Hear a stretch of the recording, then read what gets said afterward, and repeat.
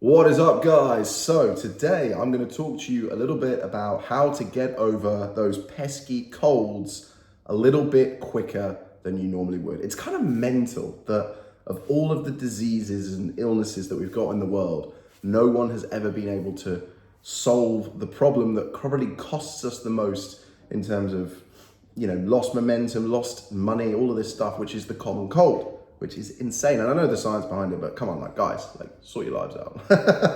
So listen, I have just come off the back of the mother of all man flus. Woo! And I think it hit me twice as hard because I haven't been ill for 6 months, which is an absolute stint. And I don't know when you're watching this, but it's the 23rd of March. So when I say 6 months, that's the 6 months over winter. So to not get ill once over winter, I'm pretty proud of myself. I feel like I must have been doing quite a lot right in terms of, living a healthy lifestyle, which is, I suppose it's good to know, considering my business, my job is helping guys to feel and look healthier in both in their body and in their mind, right? That is my business. So it's good that what I'm preaching is actually effective and works, right? But listen, let's be honest. We all get struck down by colds at one stage or another. They absolutely suck.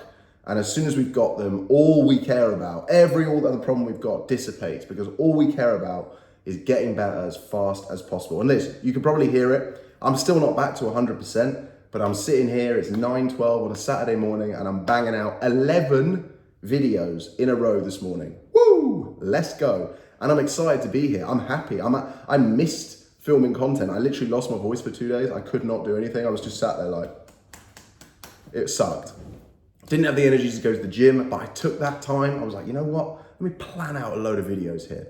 So I think that's probably the first piece of advice that I can give you guys is the two things that happen when you get ill, right, are obviously your body shuts down to an extent, your inflammation in your body, and you're not able to physically do what you want to do. Like sometimes your mind is like, I actually want to go to the gym. I actually want to go and see my friend. I actually want to spend time with my kid and stuff. I don't want to be lying in bed or whatever. That this sucks. But at the same time, your body is just like, nope, we are resting. We need to recover. So soz, you're just not going to be able to do anything. But the problem is what happens with that is after a few days of that, you lose all of your momentum, all of your good habits. And then not only out the back of your cold are you trying to physically recover, like get rid of the inflammation and feel better again, but you're actually now trying to mentally recover as well. So the first piece of advice I can give you is, whilst you might not be able to do the physical stuff that you used to do, you'll probably find, and I certainly do when I'm ill, unless it's really bad. And by the way, there might be a day within this where you are literally I just need to sleep. And that's absolutely fine. I'm not telling you to man up and go through this stuff. But for the most part, let's say the average cold lasts for 7 days. For 5 of those days, you are still able to function, even if it's at 25%. But it's so important to stay above zero, basically, because if you go down towards zero and you lose all of your momentum, you have to work so much harder just to get back to the baseline that you were at before. Now, don't get me wrong, you will have a new level of appreciation for your baseline, but that doesn't take away from the fact that it's going to take you days, if not even weeks, to get back there. And if you're anything like me, then you just sit there annoyed, frustrated, guilty almost that you're not doing as much as you could. So the piece of advice here is, whilst you might not be able to do all the things that you normally can, you can probably do stuff regardless. You can sit on your phone, on your laptop, even if it's in bed, and you can do constructive stuff. Because you have a choice. You have a choice for the most part of your illness. You can do the destructive stuff, sitting there watching Netflix, eating crap or eating nothing, which we'll come on to, and just feeling sorry for yourself effectively. Or for the most part, like I say, for 5 of those 7 days, you can probably function at 25%. So for me, and this might not be for you, I'm just giving you an example of what I do. I couldn't create any content, whether it's for my clients, whether it's short form stuff, whether it's, longer form YouTube podcast stuff like this. But I could sit down and plan out my next 2 to 3 weeks of content. And you know what, doing that as well, it's definitely now a process that I'm going to adopt more, because I'll be honest, a lot of my content, I'm able to create it not completely off the fly, but without many notes or anything like that, because I've been doing this for a very long time. I've been preaching this stuff for a very long time. And more importantly than that, I've been applying it to myself for a very long time. So I'm not reading a script because I don't need a script, because I'm just telling you what I've done and what I've seen has worked for other guys. But I sat down in a structured way and actually wrote out some topics, wrote out some notes, and then I'm taking my content from being like an 8 out of 10 to maybe a 9 or maybe even a 10 out of 10, right? And so that is a really valuable lesson that I learned from this illness. And like I say, that might not apply to you. You might not be a creator or anything, and that's absolutely fine. But there'll be stuff that you can do, either in the work, your job, or maybe it's some life admin that you can do that's just going to keep the brain ticking over, that you might be putting off when you're healthy because it's like, oh, I'll get to that later, right? But if you do this, you're going to keep your brain ticking over, and most importantly, it's going to stop you from crashing to zero and losing all the momentum that you'd gained before. Because like I say, part of being ill, recovering from it, is getting your physical strength back, but part of it, probably just as important, is getting your mental strength back, okay? So that is point of advice number 1. Well, let's go 2, 3. There's a few that I've grouped together into like nutrition, habits, and then training, I suppose. And I want to try and tie it all together. So let's talk about nutrition. Now, a lot of this stuff might seem obvious, but you probably aren't doing it. First up, I was going to look to see if I had some. Water, I do. Water. Now everybody sits there and tells you to drink lots of water. I get it. And they're right. And I say the same thing. When you're ill, drink water like you are a deranged psychopath. I'm talking liters, 6 liters a day. What you will notice is that your body is absorbing all of it. It needs it all. You're so dehydrated because your body is working twice as hard to try to push out's the wrong terminology, sorry. It's trying to reduce the inflammation all over your body, okay? And it needs all the nutrients, and water is a very important nutrient, by the way, to do that, okay?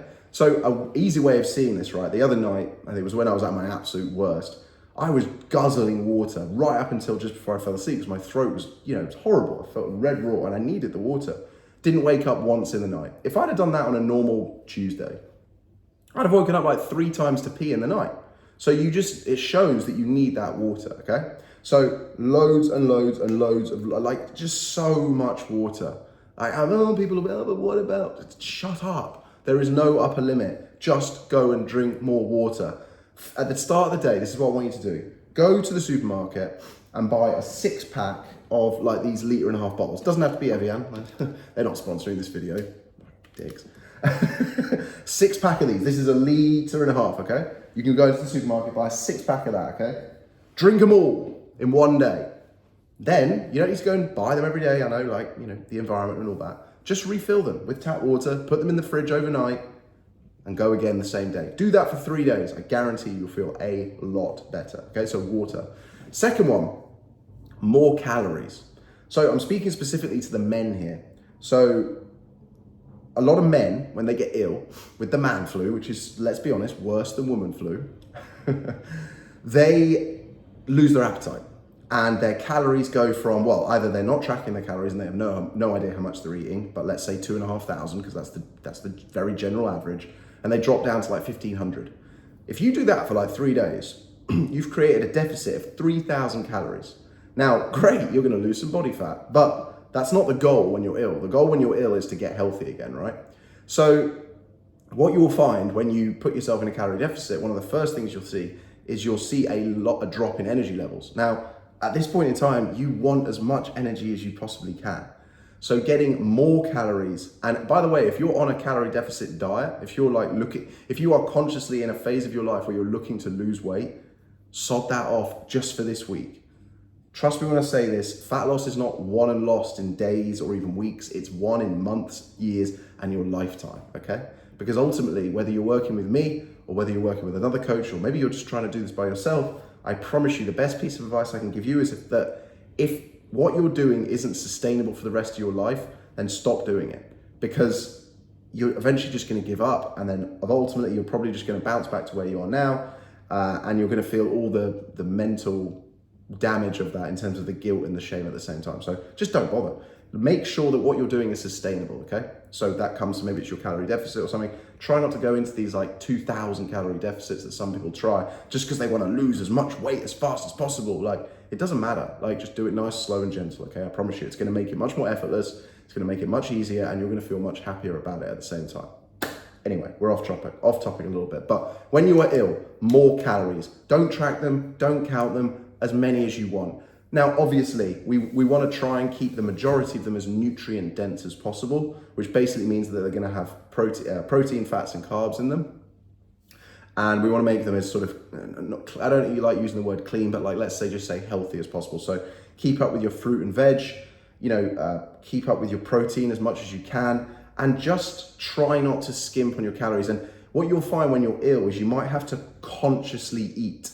And what I mean by that is when you're just going through your day-to-day life, and maybe you're going to the gym, maybe you're going to the office, whatever it might be, you're going to be put in situations where most of our eating is habitual. So we see, feel, smell a cue, and then we go into that routine. And a lot of that routine can be around time, it can be around place, it can be around people, or whatever it might be. So for example, you're in an office, you don't even look at the clock, but you feel hungry because it's time for your 11s. You're with a certain friend, you have a fag, you don't know why you've had a fag, because you're with that friend. Do you see what I mean? Like, most of our lifestyle is deliberated by environment, which is deliberated by people, places, smells, all this sort of stuff. When you're ill, when you're lying in bed, all of those environmental cues are gone. So everything you're doing is a lot more conscious. And if you're not doing it consciously, you're probably just gonna lie there like this, dying a slow death, feeling sorry for yourself. So you're going to have to consciously make the effort to eat the calories. Okay, hopefully that makes sense. So what I would do here is literally set alarms for every hour to make sure that you're drinking water and trying to eat something. It doesn't have to be something big, try to eat something. When you're ill, an absolute banger, by the way, when you're ill is toast. Toast is good all the time, but toast when you're ill and it's like, oh, golden butter, oh, it's making me salivate now. It's banging, mate. It's banging. And it's so calorie dense and it's so easy to eat. You don't have to be hungry to eat toast. It's so Moorish, it's a crack, okay? The other thing I would say is if you are struggling to get your food in and you're struggling to get nutrient dense food in, turn to liquid calories. And the two good ones here are smoothies and milk, because both are very nutrient dense and they're calorie dense. So I did this myself. When I was in 2021, I got like a really bad winter flu. I mean, it was probably, we're not gonna say it, but you know what it was. And I was out, I was KO'd. And I didn't really realize it, but off the back of it, I just had no energy. Like, I felt better, I didn't feel ill anymore, but I just didn't feel myself. And I was like, look, I've not tracked calories for a long time, but I was like, let me just track my calories for like a day. And I realized I was eating like 1,800 calories. I was like, oh, that makes sense. I'm not eating enough. But I was like, well, I'm not hungry.